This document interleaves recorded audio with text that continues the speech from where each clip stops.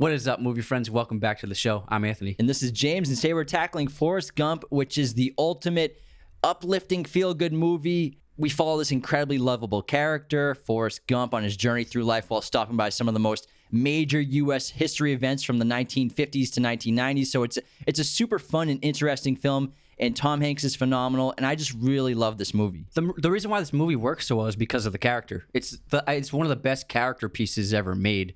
And his character is so memorable, so iconic. Everything from how he dresses to how he speaks, and he carries this briefcase filled with all of these items and trinkets from his past. And it's something that, like, it's a miracle of a character to be able to come up with. You know what I mean? Yeah, that's the greatest strength about Forrest Gump is there's nothing like it. There's nothing like this movie out there. No other movie has been made like Forrest Gump, and the character is completely unique too. And I don't think anyone could have pulled it off besides Tom Hanks. I know, like, Sean Penn was kind of up for the role, and then Bill Murray was in talks. But I think that Tom Hanks brings this, like, innocent and charismatic quality to the character that is so different than even from the book. Well, the innocence is actually the defining moment, the piece of the character, because this is essentially a retelling of The Idiot, Dostoevsky's book.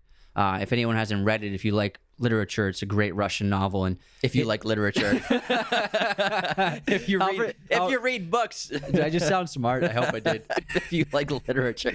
But it's a famous novel, and it's about a person who is the idiot, and it's this very innocent, naive man. He just finds himself falling into these social circles and in these predicaments with people who kind of use him or get a kick out of him, and they underestimate him constantly. And it's a very funny movie, but also a very funny novel, has a lot of tragedy as well. And this is basically a modern American retelling of that kind of character, someone who's so naive, someone who's so innocent and pure, that he is, even though he doesn't have very much intelligence, he has all of the best qualities anyone else can have. Yeah, and this film cleaned up at the Oscars. It won 6 awards, including Best Picture, Best Actor, Best Director, Best Screenplay, Best Editing, and Best Visual Effects.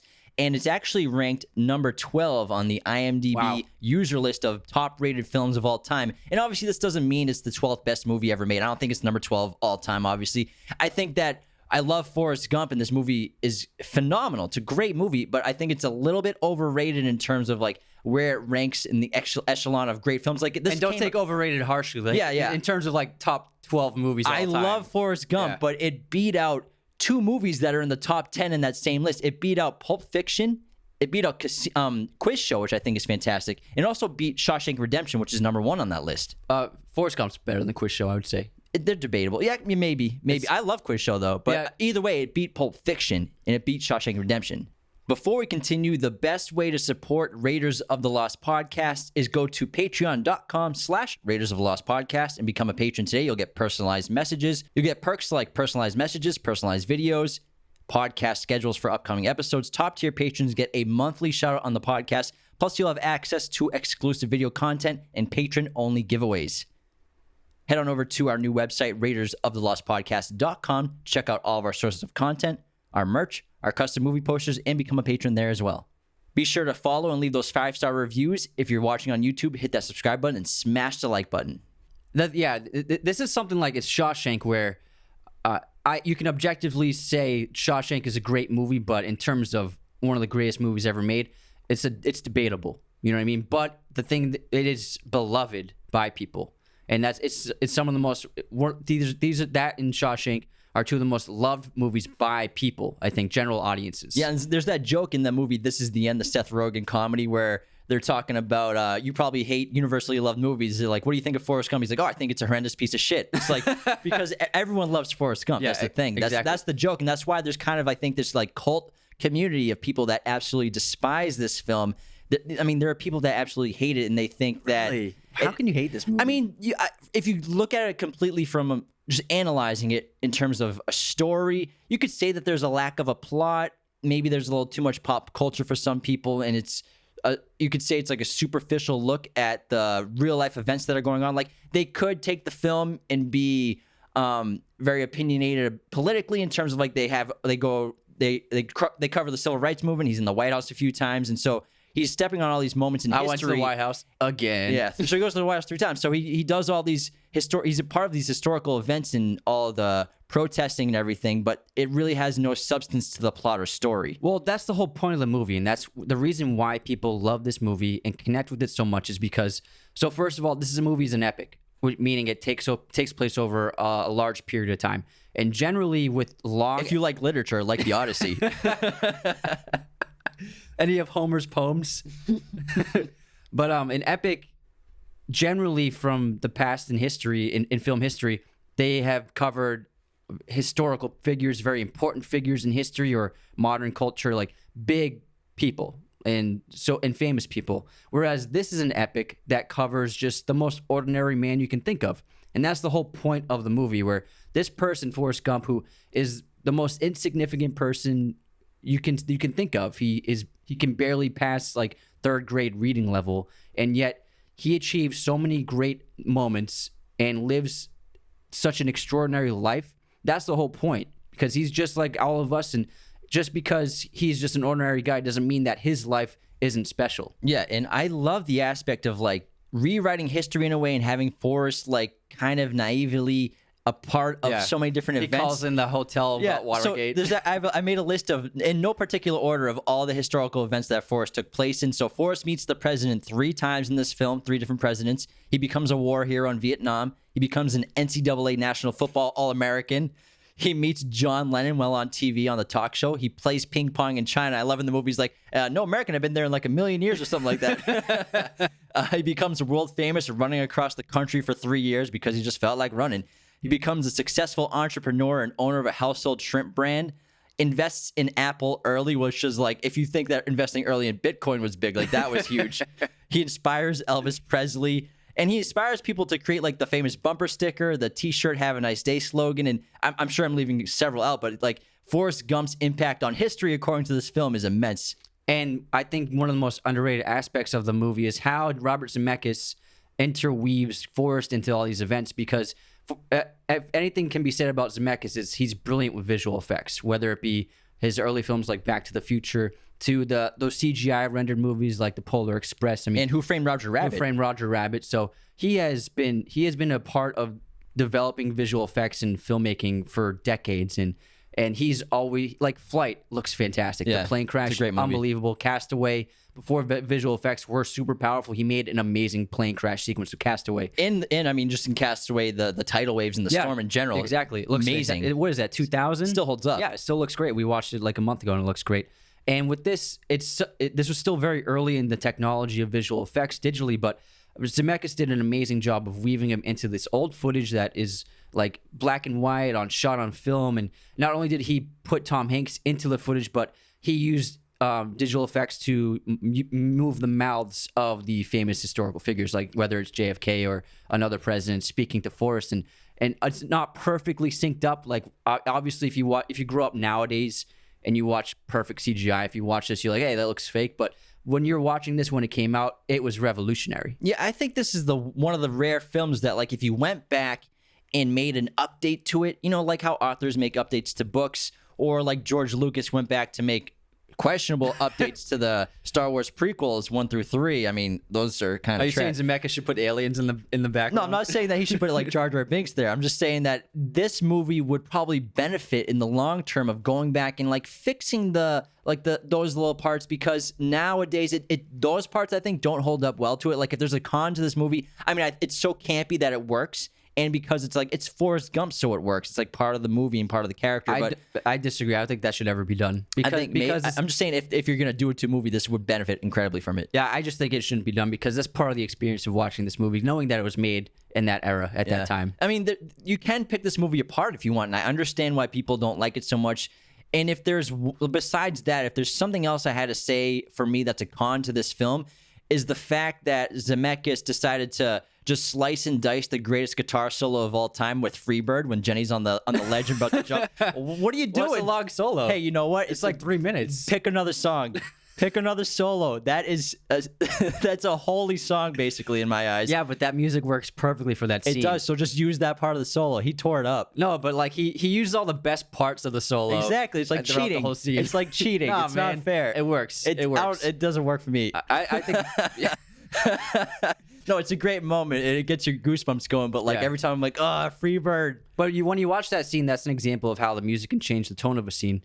Because like with that kind of moment, you would expect like dramatic orchestral music, like slow strings, like very tragic and sad and soulful. But instead, he goes with a heavy guitar solo from a hard rock band from the 70s, and I think that makes the tone of the moment so energetic, because if you feel like she's on drugs and you feel like you're experiencing what she's feeling, you know what I mean? Yeah, the soundtrack. The panic. The soundtrack in this album, of this movie, is phenomenal. I think there's like 6 songs from The Doors, and it just really makes it seem so nostalgic when you're watching these moments in history and you're listening to this old music. It really gives you like that nostalgic feel. And just one more history moment that's my favorite I forgot to bring up. It's when Forrest is responsible for the Watergate hotel scandal, where he meets Nixon. He's like, where are you staying? He's like, I'm staying at this motel. He's like, oh, I got a great place. It's smart. I'll hook you up. And then he calls the hotel management in the middle of the night because a bunch of guys with flashlights are in their room across, and he thinks they're having funny. He's like, I think they're trying to find a fuse box. That's the thing about this movie, is it's really funny. Hysterical. The first act of this movie, when you learn about Forrest's childhood and how he grows up into adulthood, it's hysterical. You're laughing your ass off the whole time, and especially watching like the flashback, and the narration helps out so much, because that adds to the comedic tone of the movie. Forrest's narration, because he's so personable and so funny himself, and it's just like the scene when he's in the White House and he drinks like 15 Dr. Peppers. I must have had 16 Dr. Peppers. It's so funny. It's and then Jenny's dorm room scene. Yeah. When he does that early. And then premature ejaculation. Yeah. I think we can say that. Can we say? Yeah, but kids are watching. And then the camera pans down, and her roommate's like in awe, like, oh my god, with a horrified face. The conversation I just listened to is insane. But I think the funniest part of this whole movie is when he signs up for the Marines, not the Marines, Army. for the Army, and then the staff sergeant's yelling at him. He's like, "What are you doing here, sir?" And he says, "Dude, I'm here to do whatever you tell me to do." And the staff sergeant says, "You must be a goddamn genius. That's the best answer I've ever heard. You must have an IQ of 160. You're gonna be a general one day, Gump." Well, that's the thing with Forrest Gump, is that's his character. He's obviously not a smart man, but he's an excellent storyteller. He has like this great memory about the moments in his life, which is so interesting to watch. That's a great point. He is such a good storyteller that every person that sits on the bench next to him, once he starts going, they want to keep hearing what he has to say. Because you can tell when they sit next to him and he starts talking, he's like, I don't want to listen to this guy. This guy rambling. Yeah. And he's not smart, but great memory. He's very innocent. He's very selfless. But he's this character where he kind of has this superpower, where Forrest has this intense, singular focus and incredible discipline and incredible drive. And that's what, combined with luck, combined with naivety, chance, that's what creates him into this character who just goes on this extraordinary journey in life, has so much success. And I think my favorite scene that shows this singular focus and the way to take it, he takes instructions like no matter what. Yeah. Is when after he has his war injury and he's in the veterans hospital in Vietnam after he got shot in the butt. And the guy's like, hey, Forrest, come here. You ever played this game? He teaches him how to play ping pong. He's like, don't take your eye off the ball. And then he starts waving in front of him. And Forrest is like a dog. He's like not taking his eye off the ball. And that scene, I think, shows that singular focus and that drive. When you tell Forrest to do something, he has that intense focus, whether it's running, whether it's cleaning the floors in the Army with a toothbrush. He's just so focused and determined in what he's doing, playing ping pong, whatever lack of high intelligence he has, he doesn't question what he's doing. He never really gets bored with it. Before we continue, I have to tell you about our sponsors at manscaped.com and their new 4.0 lawnmower trimmer. Use our coupon code Raiders of the Lost at manscaped.com for 20% off and free shipping today. Over 2 million men worldwide are using Manscaped products because they are the best products that guys can get. Everyone listening, perfect gift for the men in your life is something from Manscaped. I recommend their performance packages. It has a little bit of everything. It has a trimmer, some of the deodorizers, some of the men's wipes. They're all phenomenal products. We have their boxer briefs, their t-shirts, their colognes. It's all the best stuff. I love it. Kyle from Manscaped has sent us everything, and their Lawnmower 4.0 groomer just came out. It's available now. Use our coupon code Raiders of the Lost at checkout for 20% off and free shipping year round. The cool thing about the ping pong is that after that moment, for every single shot of him playing ping pong, he never takes his eye off the ball once in the rest of the movie. And speaking of Forrest and his eyes, one of my favorite moments and facts about this film and the characters, every time Forrest gets his photo taken in this movie, his eyes are closed. He always closes his eyes, and like no matter what, every time there's a photo of him shown, his eyes are closed. And even the cardboard cutout of him, of the ping pongs with him and the Chinese player, his freaking eyes are closed. It's hysterical. It's so funny. But I like how you said that he has a superpower in terms of his focus, but I also think that he has a physical superpower, his ability to run. Yeah. He, like he says, he runs like the wind blows, and you wouldn't believe me if I told you. I run like the wind blows. I run like the wind blows. That was pretty good. And but the thing with running is it's so vital to his character, and I think there's a great amount of symbolism that can be seen through running for him, and he uses his ability to run in very important moments of his life. So a lot of the major moments of his life are due to running. So he first breaks out of the leg braces from running away from the bullies. He gets his college scholarship because he's so fast at running. He uses his speed to save the soldiers in the war. He runs home to his mom when he finds out that she's sick. He runs home to meet Jenny, and he runs into the water in DC when Jenny is in that big crowd. And then he runs to Jenny's house after the woman tells him that the street is only a couple blocks up. So he always runs in major moments of his life. And the last one I forgot is after Jenny leaves him, he runs for 3 years. Yeah, the running's a great point too, because it's not like Forrest can take this like intense discipline and focus that he has and do anything. Like it's not like Forrest could be a rocket scientist, even though in the book I think he's an astronaut. He becomes an astronaut. Yeah, but like the character in the movie, there's no way that Forrest could handle complex math and all of that. So he couldn't take that focus to be an astronaut or a mathematician. But he combines his natural talent of running, which is another superpower you could say, and he uses that with his focus to better his life and achieve great things. And it's kind of like that concept of talent versus hard work and discipline. And this goes not just in sports, but really any field, really. And like Forrest combines both talent and hard work. It's so similar to like when I think of Tiger Woods, who versus someone like John Daly. You know, Tiger Woods is arguably the greatest golfer of all time to ever walk the earth, for sure. Especially Tiger Woods in his prime, better than Jack Nicklaus. But Tiger's been training to be the greatest golfer to ever walk since he was a child. You know, that was like 3. That was his destiny, which is the main theme of this film, which we'll talk about. And that's because Tiger Woods' work ethic is completely unmatched on a daily basis. No one works as hard as Tiger Woods. Also, great talent. Whereas a golfer like John Daly, who's an incredibly naturally gifted golfer and athlete, the guy doesn't train, barely trains, just goes to the range like probably a couple times a day. John Daly smokes 2 packs of cigarettes a day, has the most unhealthy diet you could ever imagine. Like the guy will destroy like 8 burgers at Burger King in his heyday. He drinks a lot. I think he doesn't drink alcohol anymore, but he drinks like 15 Diet Cokes a day. But he used to drink a lot. Yeah, he used to be a heavy drinker. Now he drinks 15, 16 Diet Cokes a day. That's a lot of Diet Cokes. And obviously Tiger Woods is better in every area of the sport, has way more wins and everything, but Daly's talent is so absurd. So it's like, talent will only take you so far. You have to have that hard work and discipline to become Tiger Woods or to become Forrest. And the way they achieved a couple of the running shots, and it's a really simple camera effect where, so the scene when he's a little kid at first and he runs away from the bullies, and then the camera pans to him and he's like 100 feet away. And it happens the same thing happens when they're in a truck chasing him. And what happens is it's a really simple trick where Robert Zemeckis shows Forrest running, and then Forrest runs off screen, and then he waits a couple of seconds, maybe not even 2 seconds, but he waits a moment, and then he pans, and then Tom Hanks ran off screen behind the camera, and now a stunt person has always been in that field running.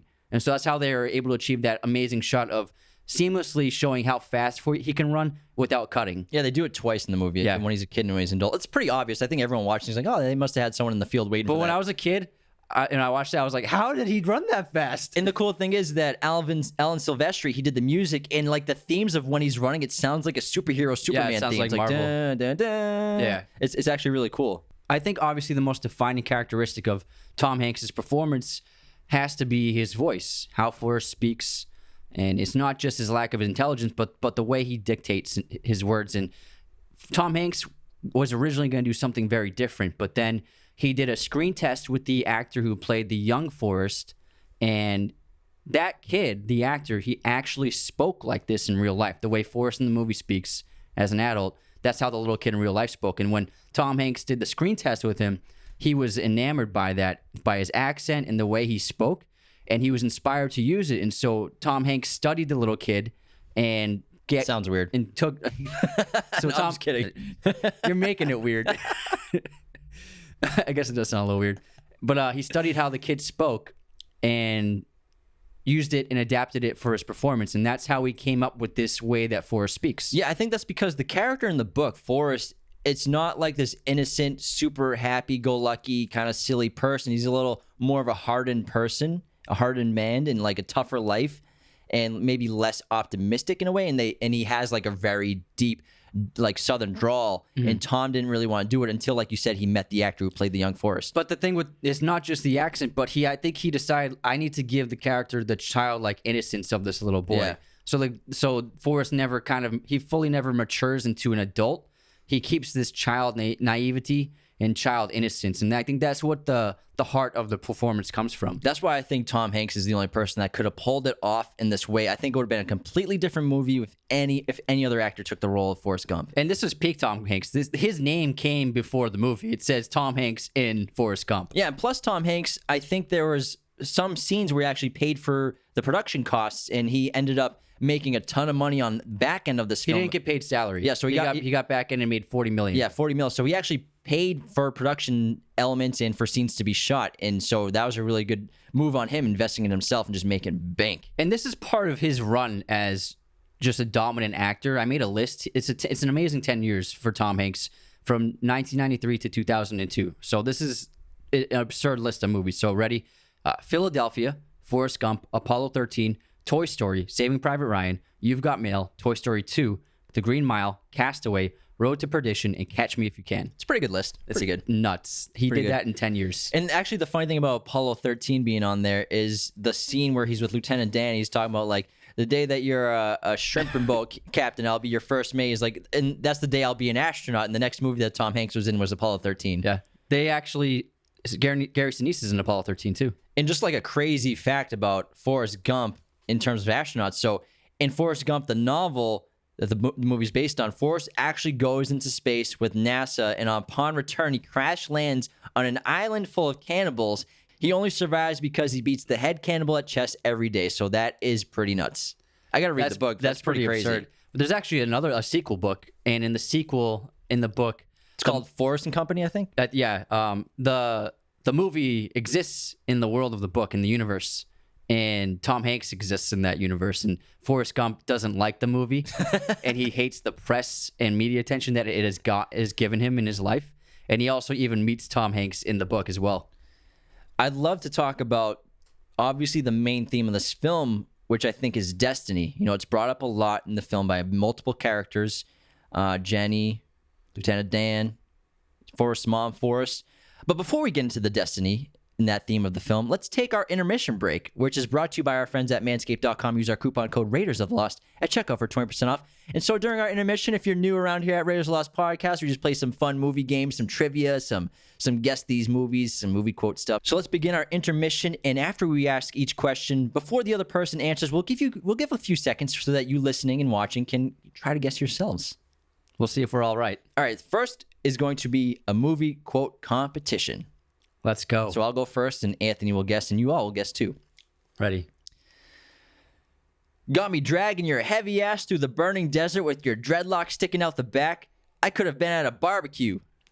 Independence Day. Yes, Will Smith. I love it. That's a great. Every one of his lines quote. is like a great one-liner. Yeah. I had two brackets. Now that's what I call a close encounter, where he's got the cigar, and then, oh no, you did not shoot that green shit at me. When he punches the alien right in the face, like, what? Clearance? How's this for clearance? He did that, and then he did Men in Black right afterward. It's crazy. He had a great decade too. All right, here's my quote. You want to waste my time? Okay. I call my lawyer. He's the best lawyer in Miami. He's such a good lawyer that by tomorrow morning, you're going to be working in Alaska. So dress warm. Say it again? Want me to say it with an accent? Yeah, say it with an accent. You want to waste my time? Okay. I call my lawyer. He's the best lawyer in Miami. He's such a good lawyer Scarface. that by tomorrow morning, you're going to be working in Alaska. So dress warm. It's not bad. It's pretty good, Tony Montana. Thanks. Not bad, Scarface. I haven't seen that in like a decade. Yeah, it's been a while. Holy crap. We should do an episode on it. People keep asking about It's a legendary film. Every rapper and college kid had it in their dorm as a poster. I had it on my MySpace page. All right. Guess this movie release year. Okay. Remember, give everyone a few seconds to guess. Crimson Tide. Shit, I should know this. Directed by Tony Scott, starring the great Denzel and Gene Hackman. One of the most underrated movies, I think, of all time. 1995. Yeah. Yes. Way to go. Yes.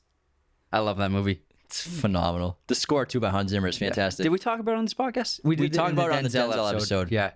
If y'all haven't seen that movie, it's one of my favorite movies. It's really so great. Good. It's really so great. Underrated. Yeah. That's one of my It's Tony Scott's best movies. It's one of Denzel's best movies. It's insane. Him and Gene Hackman together is just, it's an amazing combination. All right. Donnie Brasco. Guess the year. I did 2 Al Pacino movies. 96. Close. 97. Very close. Very close. Almost there. It was like when he's starting to look old. Johnny's still young. Now, like Pacino half the time, like looks like a stuffed doll with like jet black dyed hair, like someone like threaded dyed beard. Yeah, I like- love the guy, but like I don't know how he's still alive. I can't believe how good he was in The Irishman. For real, He was great. like I love De Niro in that movie too, but De Niro looks like an old man acting, even though they de-aged him. But Pacino looked so youthful in that movie. And he was so good in that. His physicality, not like his. Yeah. Like when De Niro kicks that guy on the sidewalk, it's like clearly a 75-year-old man kicking him. All right, pop quiz. What was the first sports film to win Best Picture at the Academy Awards? Rocky. You didn't give everyone a chance to answer. I got so excited. It's okay. I knew you'd get that right Sorry, y'all. Okay. I did a Tom Hanks one. Who's Tom Hanks? Who directed Tom Hanks in Road to Perdition? You really like him. Could be a lot of people. I like a lot of dudes, a lot of ladies. I like the same with a lot of ladies. Otherwise, that would have sounded different. Road to Perdition. Oh, man. Tell me. Sam Mendes. He's a great director. All right. Biggest hater of the week. Who we got? So this is from a clip I posted. I posted this clip about Lawrence of Arabia, which is one of my favorite movies. If you're watching, you can see this poster. And So, yeah, to prove that you like the movie, you have a poster. I'm a fan. He likes literature. If you like and Lawrence of literature, Arabia. But in the movie, there's this probably the most famous cut in film history between that or Stanley Kubrick's cut in 2001. But there's a cut from Lawrence putting out a match to the desert and a sunrise happens. And I posted it on TikTok because I was like, oh, this is my favorite edit of all time. And I just like want to share it and maybe people will like it. But it got so much hate. I couldn't believe it. Like so many people were on the comments like saying like, what's the point of this? Like this is the best cut you have. And so it's just like a group haters. It's a lot of trolls. Someone said, where's the greatest film edit? I've seen TikTokers do better cuts. What's so impressive about this? And the thing is like, I understand the audience is a little younger and so they haven't seen Lawrence of Arabia, but that movie and especially that moment, it created what's called the match cut, where you cut together and juxtapose two images that seem related but they're unrelated, and they call it a match cut because of the match in the shot. And so that movie in that moment was a defining part of history. In the 2001: A Space Odyssey version that you're thinking of, that cut is when the bone's flying in the air, and then Kubrick cuts to the giant missile or the nuclear weapon in space. So that obviously wouldn't have been done if this Lawrence of Arabia cut never was ever made. Yeah, that's a juxtaposition cut that works really well. So it was just like, everyone, it was the most hate I've ever seen in the comments. But like in Marvel Avengers, Tony Stark hits the nano button, and that's a really cool edit. What about the cut when like Thanos walks through the portal? Oh man. Anyways, get a little history lesson in film, peeps. Let's go. All right, let's do some film history of June 7th. Mary Pickford makes her screen debut at the age of 16 in 1909, and Mary Pickford was probably one of the most famous silent film actresses to ever live. It is also Liam Neeson's birthday. I have a certain particular set of skills. for blowing out birthday candles. Let's take a moment to do our monthly top-tier patron shout-out list. As of June 6th, 2021, these are our current $10 top-tier patrons. Justin, Caleb Fleming, Michael Karanja, Riley McDonald, Nate Moore, Harry Roscoe, Harrison Ball, Caitlin Signorelli, Travis Ball, Nikayla Simeona, Jacob Kossler, Dennis, Jorge Chavez, Caleb McFalls, Ken Bolin, Dennis, Aaron McCardle, Sal Guarnera, Max Rosk, Tyler McDowell, Lauren, Grayson Younts, Cole Carroll, Christopher Tunnel, Tanner Teagarden, Madison Yamarillo, Barrett Compton, Andy Walker, TJ Rowlands, Andrew Lukler, Nick Sheridan aka Sherry, Hunter Smith, Carter Brandon, Nicholas Ozaniak, Nick Carlson, Timon Hayashi, Caitlin Callahan aka Sharktooth, Sarai Rogers, Charles McLaughlin, Brandon Smith, Ethan Storm, Devin Udarium, Lucas Key, Derek Noonan, William Calimano, Miriam Ally, Hayden Polkinghorn, Christopher Zabo, Byron McClellan, and Brooke Shanks. Thank you to everyone who is a top-tier patron, all of our other patrons. Thank you so much for your support as well. If you want to become a patron today, go to patreon.com/Raiders of the Lost Podcast. Before we continue, I got to tell you all about movieposters.com, the #1 place to get your posters online today.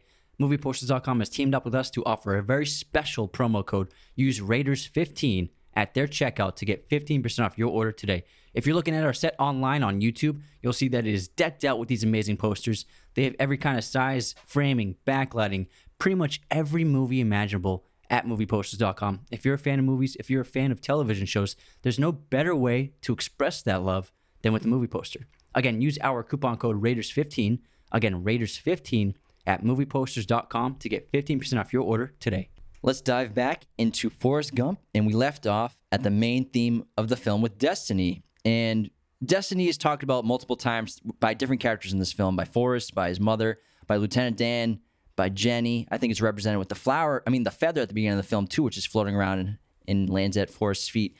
And one of my favorite quotes from the movie is when Forrest is at the grave of Jenny at the end of the film, and he's talking about destiny. He's like, I don't know if we have a destiny or if we're all floating around accidental like on a breeze.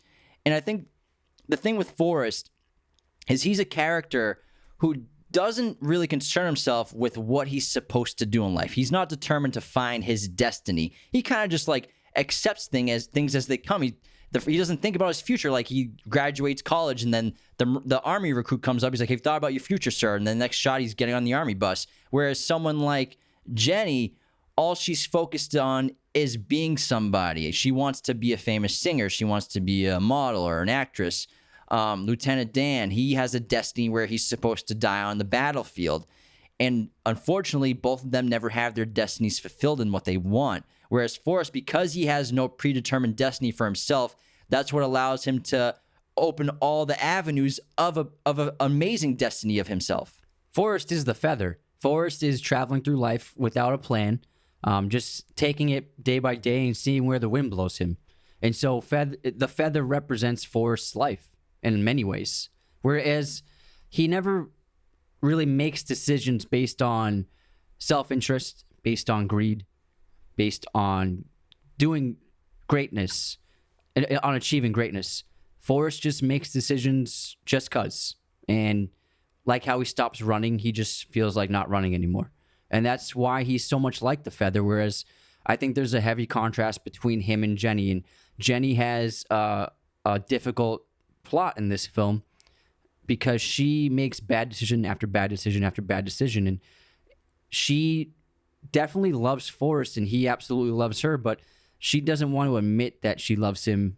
And I think that's why it takes her until she's at the end of her life to come to that conclusion that she does love Forrest and they belong together, because he's never lost doubt that they belong together. But I think that Jenny has been spending her life trying to run away from her past, whereas Forrest has always embraced his past and where he came from. But Jenny grew up with a much harder life in her childhood. When you look at Jenny's actions throughout this film, like on the surface level, you can think like, why is she so horrible to Forrest? She's always abandoning him. She seems selfish and destructive.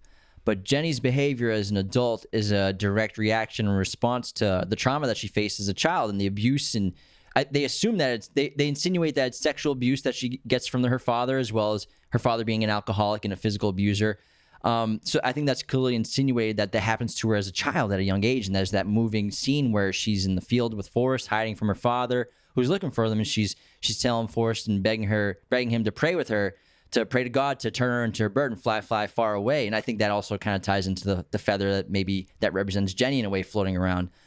Jenny. So like the bird, she wants to become a bird to escape. Jenny is always trying to escape reality. Yeah. So Jenny, she was kicked out of college because she was in that Playboy magazine with her sweater on.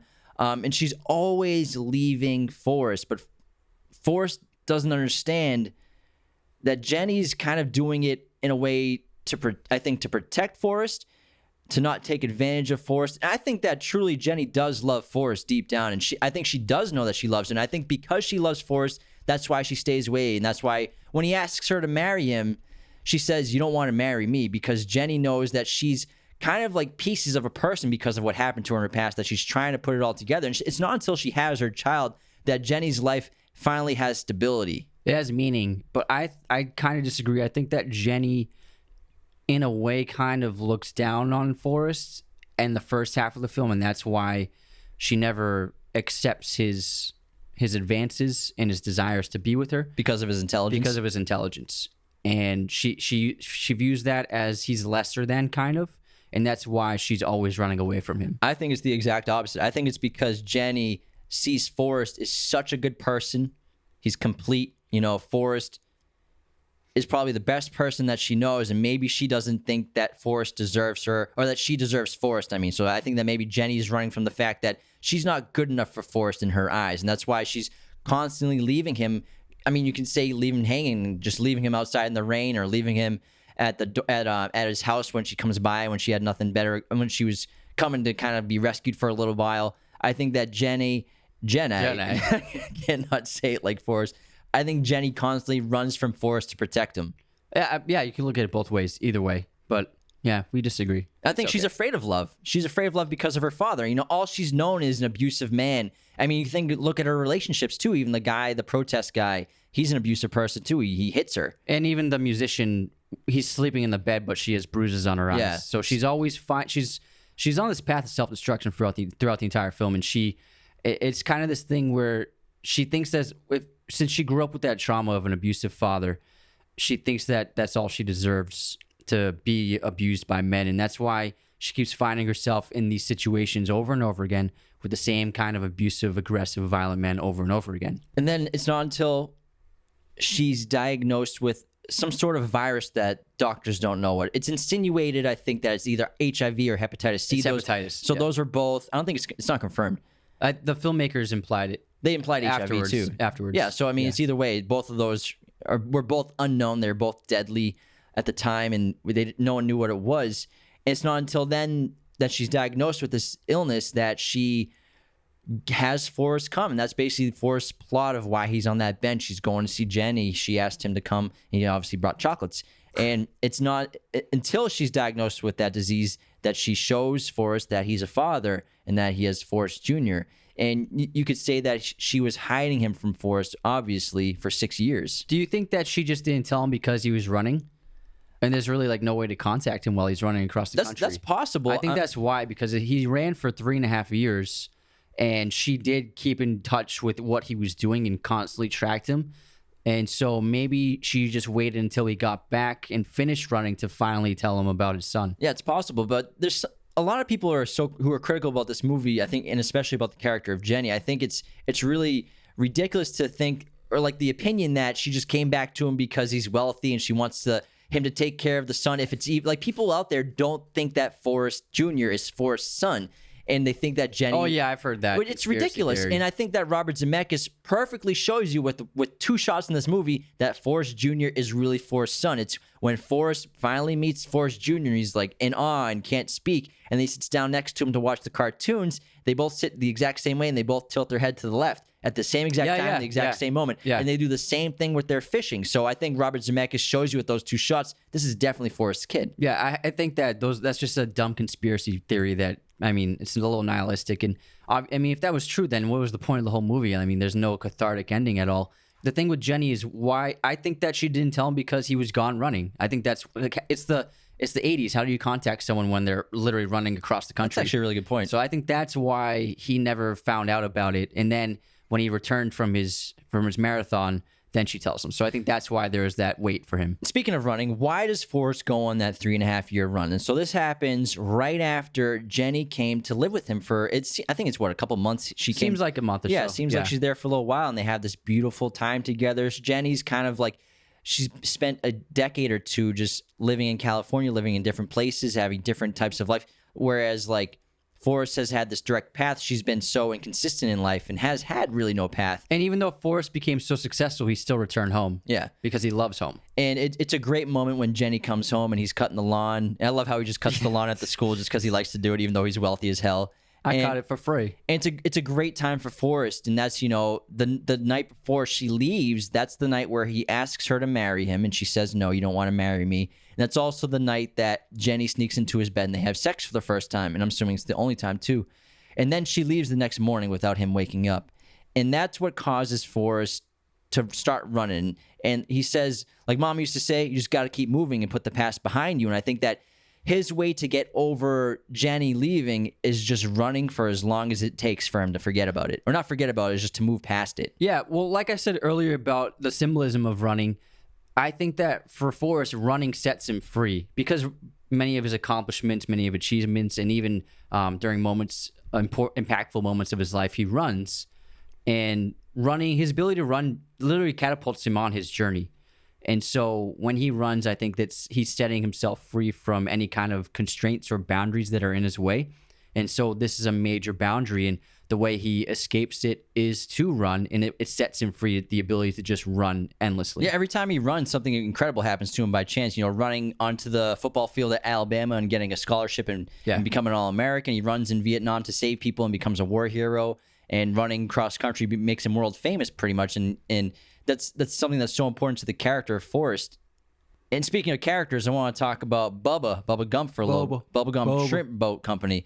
Bubba, one of my favorite scenes in this entire movie. It's hysterical. The first time that Bubba and Forrest meet on the army bus, it's identical to the scene where Forrest is getting on the bus as a little kid, and everyone's like, seats taken. And then Jenny lets him sit next to her, but then he gets to Bubba, and these 2 people who are just like the exact same person happen to meet each other on this army bus, and they become best good friends forever. And just watch them sit and interact on the seat together, it's just the funniest thing I've ever seen. It's like watching 2 grown man-childs talking to each other. For real, just a couple of boneheads who found each other. My name's Forrest Gump. People call me Forrest Gump. It's so funny. But their back and forth is incredible. And it's a great relationship, and it's such a good friendship, and it's one of my favorite parts of the movie. It's got to be the only person who has never talked down to Forrest or patronized him in some way. Well, if you think about it, Forrest has only had really 2 friends his entire life that have accepted him for who he is, and it's Jenny and it's Bubba, and he met both of them on a bus. Oh wow. That's a great little... Wow. You're right. He did meet them both on a bus. It's going to act like it's an amazing accomplishment. I came up with the talking point. No, I'm just saying. I never thought of that. I'm kidding. It's a great but they're the only 2 people that have ever accepted Forrest. Yeah. And I love Bubba. They go together like peas and carrots. I love when Lieutenant Dan's messing with them because he knows they're both dummies. He's like, "You 2 twins," and then Forrest's like, "We're of no relation, sir." And then he's like, "What's up with your gums?" He's like, "I got big gums." He's like, "You better tuck those in to get taken out by a sniper." But with Bubba, Bubba is the first instance of Forrest experiencing tragedy in his life because his best friend dies in his arms, and it's a really sad moment when Bubba dies because you expect after the sequence in the war that maybe they'll be together for a while, the 2 of them, especially since They said they're going to start the company together, and so it's really tragic when he does die. Yeah, and you can imagine like a story where Bubba survives and they like have the shrimping company and they live very similar lives. And the thing with Forrest, and I think this also shows his intense discipline to whatever he sets his mind to, is he promised Bubba that he'd start Bubba Gump Shrimp, the shrimp boating. And even though Bubba passed away in the war, he still starts the boat company without really knowing much about shrimp besides what Bubba told him. And he gives his family half the profits. Yeah, so yeah. Because he's Forrest Gump. He's an honest man. So I think Bubba is such a powerful part of Forrest's life and who he becomes. And so isn't Lieutenant Dan. And Lieutenant Dan is also obsessed with destiny like Jenny is. And even Forrest's mother says, like, I was destined to be your mama. But Lieutenant Dan's obsessed with destiny, and he fails to live up to his family tradition of dying in an American war like all of the forefathers before him and his family. That's a really funny sequence when she shows each one of his grandfathers dying on the battlefield. Yeah. It's all Gary Sinise in different outfits. Yeah, it's pretty great. It's awesome. And so the character, he's really interesting and fun. It's like the classic, or kind of a cliche Vietnam lieutenant that you see in like Apocalypse Now. It's like the Born on the 4th of July Tom Cruise role, basically. Well, that's when he loses his legs. Yeah. And because Forrest saved his life, Lieutenant Dan never forgives him until later on for saving his life and leaving him disabled for the rest of his life. I think the most emotional scene in the whole movie is when Lieutenant Dan shows up at the wedding and he has those new, what is it, carbon fiber legs? No, it's titanium alloy. Yeah. You got new legs! Lieutenant Dan! It's a beautiful scene because Lieutenant Dan was in such a moment of despair in his life, and he was lost, and it was his friendship with Forrest, I think, that really helped save his life and showed him to embrace what he has, because it's already a lot, and surviving the war was a good thing. Yeah, and Lieutenant Dan, he has this back and forth, you could say, with God or his maker, and he brings up on the New Year's Eve at the bar, he's like talking about, or he's talking about that night about, have you found Jesus yet? And Forrest's like, I didn't know we're supposed to be looking for him.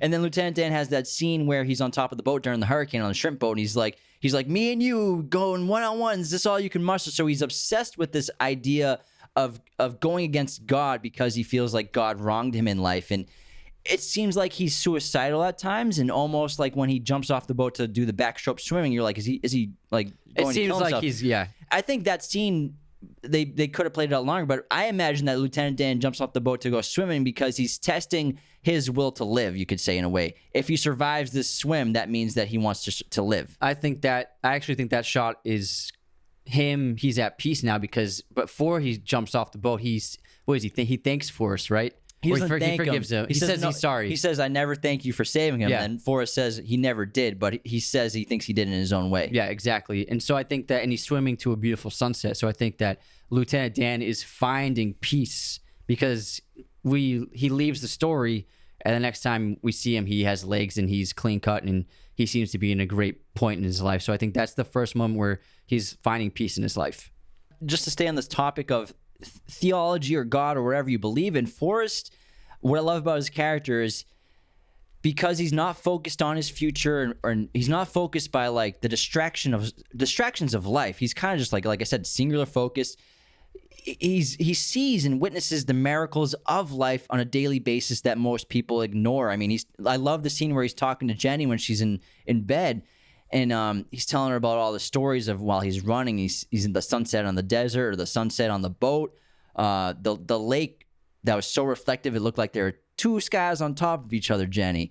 And so he's not bothered by the troubles that all of us are plagued with on a daily basis. That's why I love his character so much. That's actually, that same sequence is in Benjamin Button. Same screenwriter, Eric Roth. He wrote both of the films, and for Benjamin Button, they were like, can you make it like Forrest Gump? And then at the end, near the end of Benjamin Button, he talks about all the beautiful things he saw, and there's a montage of that. So it's a really powerful way of showing a sequence like that. I love it. I love Forrest. He just never takes his life for granted. He never takes being alive and healthy for granted, and he never wishes he was something he's not. But overall, I love Forrest Gump. Like we said, when we said it's overrated, don't take that the wrong way. We still adore this movie. You just don't think it's 12 all time. But I love this movie. It makes me laugh and cry and feel all. I love movies that make me feel many different things, and I feel all the feels when I watch this movie. This is a great, great American movie. All right, let's do our superlatives for Forrest Gump. Who's the MVP? Tom Hanks. Tom Hanks, for sure. Yeah. Acting-wise and producing and everything, yeah. Best scene. Forrest finding out he's a father, super emotional, just the look of shock and awe on his face, and how I love how Forrest doesn't run from this because, like we've been talking about, Forrest accepts everything that happens in his life. I love the montage when he finds out, when he says that he can run like the wind blows. I really love that. Yeah, that makes me feel the feels. Yeah. Great music. Best actor, Tom Hanks. Yeah, Tom Hanks. Best shot?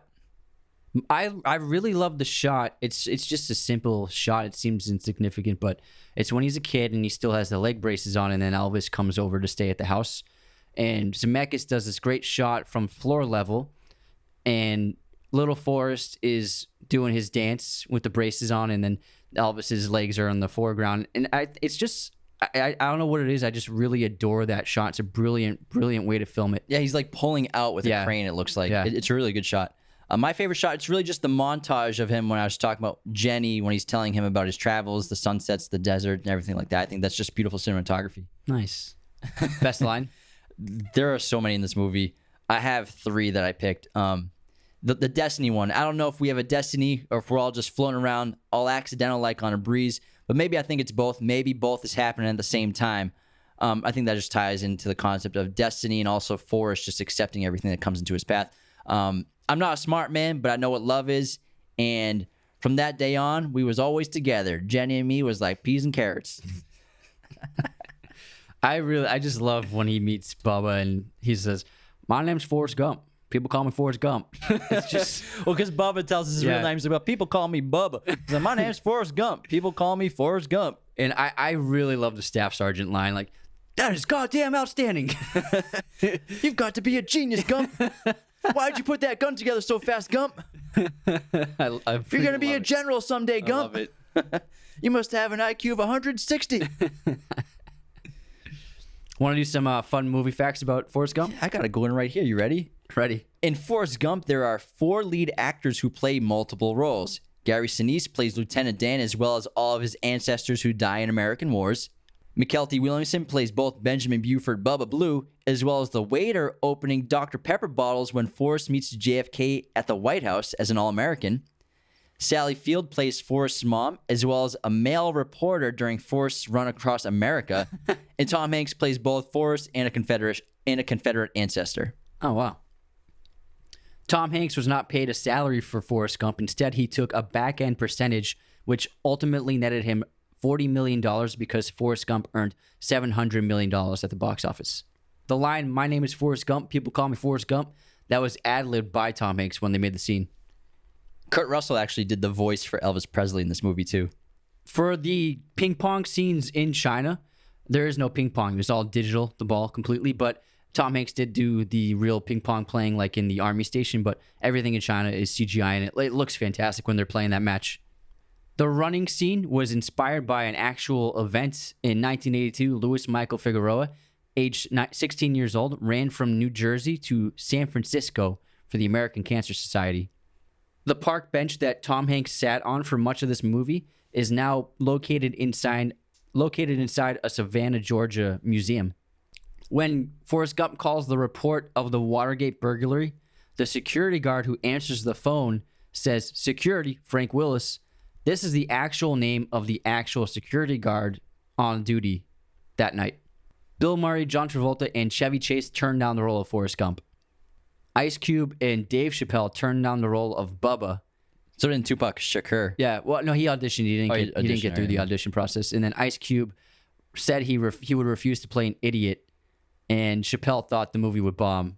The first person that sits next to Forrest on the bench is that woman and the nurse outfit. That actually is implied to be Rosa Parks, because while she's sitting there, she tells Forrest that her feet hurt, and that's actually something that Rosa Parks said that day on the bus. When Forrest Gump gets up to talk at the Vietnam rally in Washington, the microphone is unplugged, and you can't hear what he's saying. But according to Tom Hanks, he says, sometimes when people go to Vietnam, they go home to their mamas without any legs. Sometimes they don't go home at all, and that's a bad thing. That's all I have to say about that. And that wraps our episode on Forrest Gump. Thank you so much for tuning in wherever you are watching and listening. Be sure to go to patreon.com/Raiders of the Lost Podcast. Become a patron today, and that is the best way to support us. Jenny, why don't you love me? I'm not a smart man, but I know what love is. Raiders of the Lost Podcast is a mirror image production. Sound mixing done by Jacob Kossler. Opening music by Chase Jackson. Thank you for watching Raiders of the Lost Podcast. Hit that subscribe button and notification bell. Listen to the audio format of Raiders of the Lost Podcast on Spotify, Apple Podcasts, Google Podcasts, and wherever you listen to podcasts. New episodes every Monday and Thursday. Support us on Patreon at patreon.com/Raiders of the Lost Podcast.